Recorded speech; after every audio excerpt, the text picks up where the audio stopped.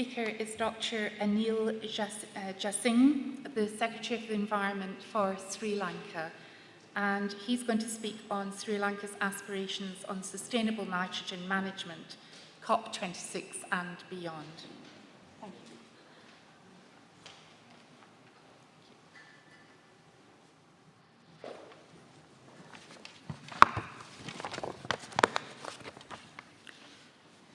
His Excellency, the President Gotabaya Rajapaksa, His Excellency, the President Ibrahim Muhammad Solih,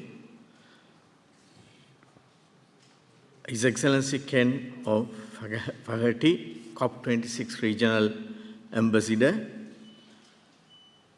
Honorable Ministers, distinguished speakers, Excellencies, delegates. It is such an honor to be here today in this beautiful Glasgow city, receiving people from all over the world who will transform the planet Earth a better place.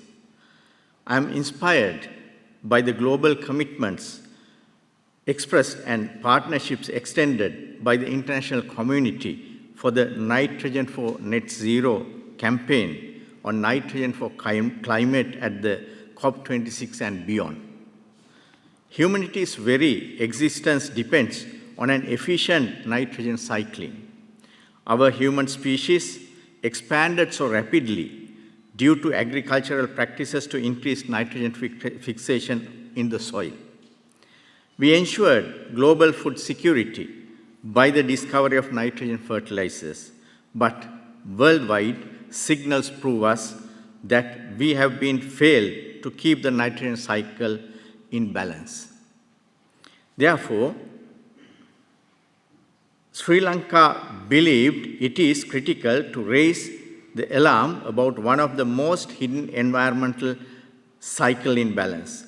Therefore, Sri Lanka, in 2019, Sri Lanka, with the support from UN Environment Programme and the International Nitrogen Management System, convened a two-day event at which more than 30 countries came together to adopt the Colombo Declaration on Sustainable Nitrogen Management. Member countries recognized the urgency of addressing nitrogen management in meeting multifaceted threats for environment. In 2019, in Colombo, for the first time, the governments have agreed to work together on a major quantitative global goal for improved nitrogen management with an aspiration to halve nitrogen waste by 2030. This offers a $100 billion opportunity to mobilize innovation for nitrogen circular economy while contributing to environment, health, and livelihoods.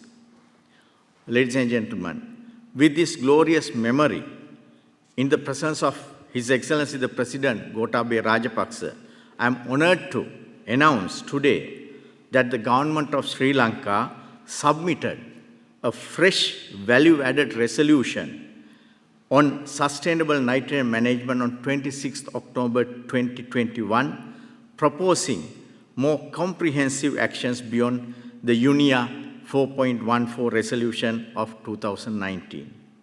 As you know, UNIA 4.14 resolution of 2019 provided a general framework to act on nitrogen cycle. It has started the process of sustainable nitrogen management.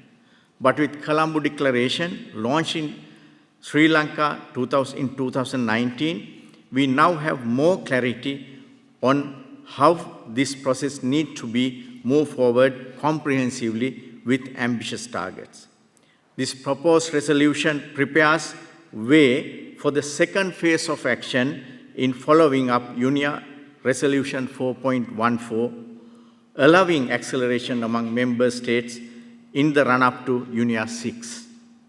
The resolution will reach broad agreement on the overall concept of interconventional nitrogen coordination mechanism, the INCOM, the detailed terms of reference of which will then be proposed in advance of UNIA 6.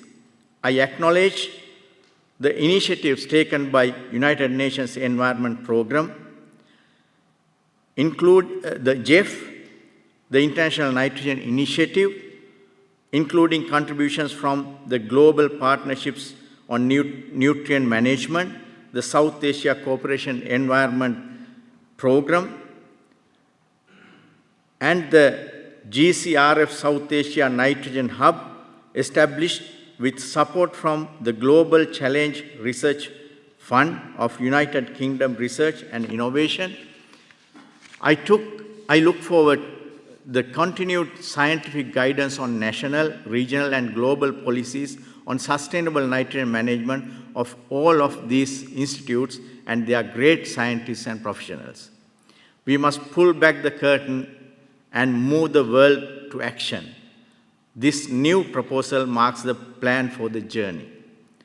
The year 2030 is fast-reaching, and therefore Sri Lanka introduced several new elements in the proposed resolution as highlighted in Colombo Declaration. This new resolution will lay the foundation for action on nitrogen for climate, coordinating all the relevant multilateral environment agreements via the INCOM, which will be implemented by a dedicated secretariat. We need urgent action as a global community to address the evolving multifaceted threats on nature and to transform nitrogen cycling more efficient by reducing the waste as a priority. We also need to be very clear about the impact of nitrogen challenge on the achievement of the Sustainable Development Goals, because whether it is land, food security, biodiversity, pollution, or water quality, nitrogen impacts each and everyone. I hope once we have grabbed the world's attention on this complex problem, there's so much that can be done. There are promising signs that some nations are already starting to wake up to the problem. As we begin COP26 together, we need to see this thinking feeding into the climate negotiations. For if we want to achieve our climate goals, we will need not only to manage carbon. It is essential that we also act on nitrogen. Sri Lanka pioneered the global campaign on sustainable nitrogen management since 2019, and we have been working hard to achieve the goals of Colombo Declaration and the proposed new resolution on sustainable nitrogen management. Our children deserve a planet with clean air to breathe, clean water to drink, no threats to existence, and sufficient oxygen for the life underwater. Therefore, this conversation we had today is so crucial. If we are going to raise nitrogen up on agenda, then we need to sound the alarm loud and clear. Once we have grabbed the world's attention, there's so much that we can do. I trust you all will partner with His Excellency Gotabaya Rajapaksa at the UNIA 5 to consider this proposal as a priority for UNIA 5.